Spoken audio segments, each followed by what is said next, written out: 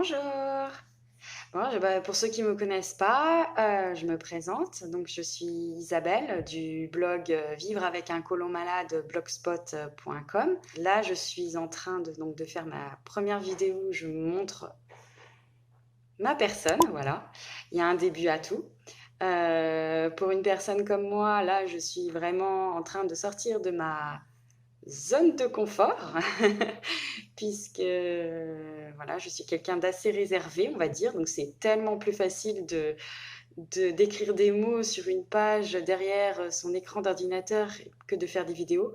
Mais c'est vrai qu'au final, il n'y a pas la connexion entre vous et moi et finalement, je trouve ça un petit peu dommage. Si ce format de vidéo, vous me voyez, vous plaît, dites-le moi en commentaire de cette vidéo, ça me fera très plaisir. Ça me boostera donc justement pour pouvoir vous refaire d'autres vidéos par la suite, en fait, si ça vous plaît. Voilà, parce que ceux qui me connaissent, donc ça fait 6 ans que j'écris sur le blog Vivre avec un côlon malade blogspot.com. Et donc, en fait, j'avais commencé ce blog il y a 6 ans quand j'étais extrêmement malade des intestins et de l'estomac. J'avais ce qu'on appelait diagnostiqué le syndrome du côlon irritable. Pour la médecine conventionnelle, je devais vivre avec toute ma vie ces douleurs. Pour moi, donc, c'était inconcevable que je vive avec ces douleurs au quotidien. Surtout que derrière moi, je voulais avoir des enfants et que là aussi, ça bloquait parce que de un, on ne peut pas avoir des enfants quand on est fatigué comme je l'étais, c'est-à-dire je mangeais, je devais rester clouée au lit, je me levais le matin, j'étais extrêmement fatiguée parce qu'en fait, j'avais pas dormi de la nuit à cause des douleurs. Donc, envisager d'avoir des enfants dans ces conditions était impensable, mais vraiment. Parce que même maintenant, moi qui ai eu un et deux enfants, voilà, j'ai eu une fille donc en 2017. En fait, je me suis sortie des douleurs en 2016. J'étais extrêmement malade en 2012 et j'ai eu ma deuxième fille en 2019. Donc, Océane en 2017, Margot en 2019. Et pour avoir eu ces 2 enfants, je peux vous dire que clairement, j'ai fait le bon choix en attendant de guérir et d'aller mieux pour avoir des enfants. Parce qu'avec des enfants, c'est pas possible d'être fatigué, c'est pas possible de dire oh non là, je peux pas, je suis fatiguée, je suis pas bien. Non, non, non. Eux, ils veulent une maman en pleine forme, un papa en pleine forme, ils veulent des parents en pleine forme et ils demandent rien d'autre que ça. Donc du coup, j'ai vraiment eu la bonne attitude d'attendre, d'aller mieux. D'autant qu'en plus, enfin, mon état, ouais, c'est vraiment... Alors, je sais pas dans quel... D'ailleurs, ça m'intéresserait en fait que vous me disiez en commentaire sur mon blog ou sur cette vidéo, dans quel état vous êtes. Parce que c'est vrai que, en fait, quand on parle de troubles digestifs, il y a tout niveau, on va dire.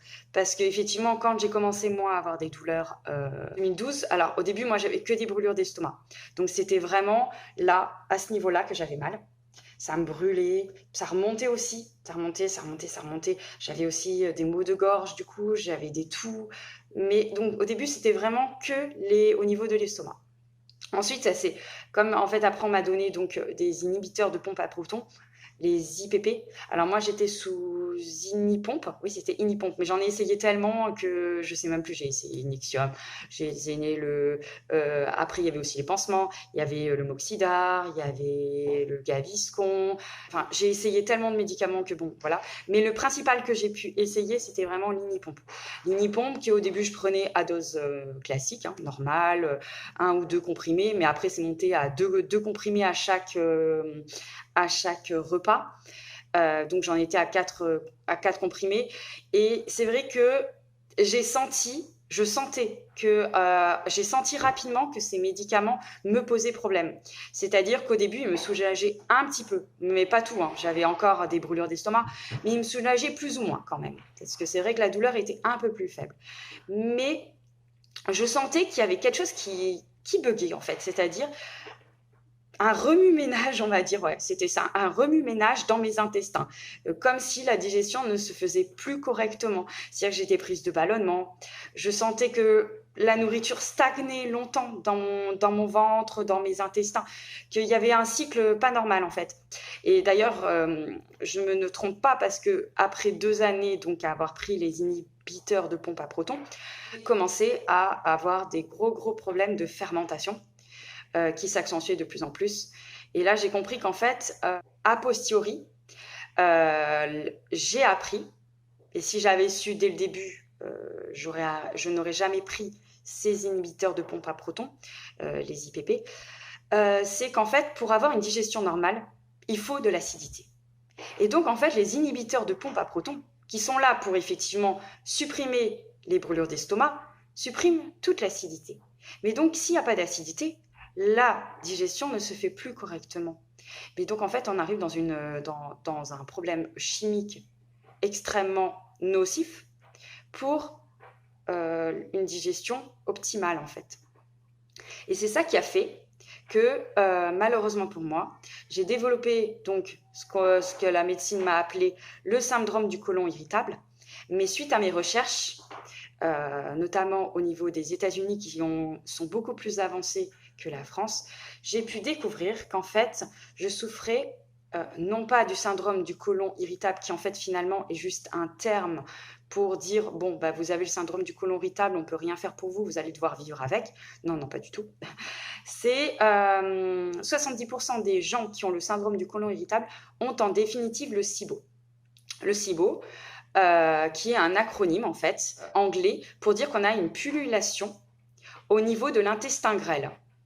Une pullulation, c'est-à-dire qu'on a des bactéries au niveau de l'intestin grêle, alors qu'en fait, dans l'intestin grêle, normalement, il doit ne pas y avoir de bactéries. Les bactéries, normalement, elles sont dans le côlon.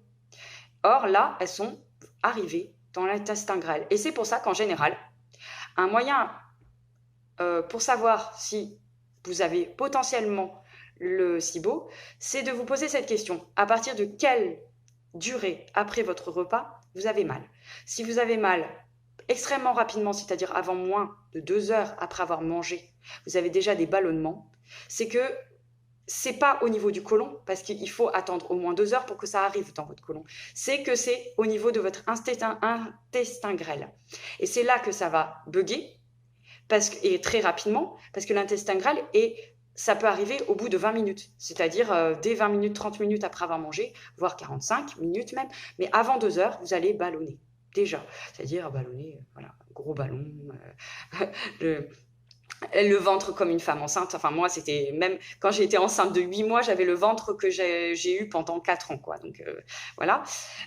Donc là, il faut se poser des questions.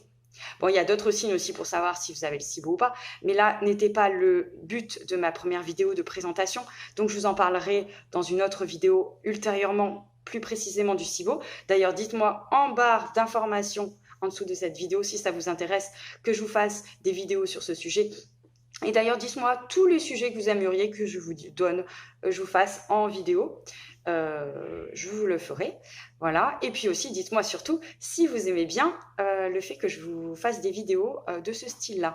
Voilà. Donc, pour ma présentation, c'était ça que je voulais vous dire. Que finalement, aujourd'hui, j'ai décidé de me lancer dans les vidéos. J'ai décidé de vous montrer ma petite boubouille. Voilà. Bon alors, chez moi, c'est naturalité. Donc, pas de maquillage, voilà, coiffé. Voilà. Je me montre telle qu'elle je suis parce que je sais que sinon, ça ne me représentera pas. J'ai envie de rester moi-même. Je suis quelqu'un d'extrêmement simple, d'extrêmement gentil, d'extrêmement... Voilà, j'ai la main sur le cœur, d'extrêmement sensible aussi d'ailleurs. Voilà, je veux rester authentique à mon image.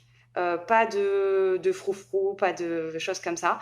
Donc, vous me verrez avec ma gueule sans maquillage, naturel, mon bagou naturel et comment je suis naturellement. Voilà. J'espère en tout cas que cette première vidéo va vous plaire. Et si jamais vous souhaitez que je vous fasse d'autres vidéos, dites-le moi en barre d'informations. Dites-moi aussi si ce genre de vidéo vous plaît. Et puis, je vous dis à très bientôt alors sur mon blog, donc Vivre avec un côlon malade. Je vous mets dans la barre d'informations mon blog pour que vous alliez le voir. Et puis, je vous dis à très vite et puis je vous fais plein de bisous. Voilà, au revoir.